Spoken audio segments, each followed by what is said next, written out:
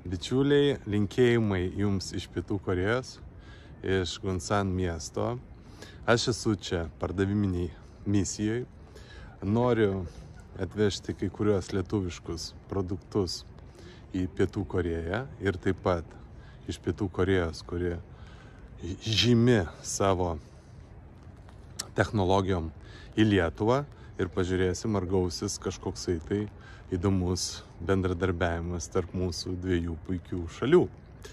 Ir tuo pačiu noriu maloniai priminti, kad sausio 16 startuoja mūsų mokymai pardavimų vadovams. Kartu su Vadovavimas LT augink pardavimų čempionus. Ir kviečiu prisijungti.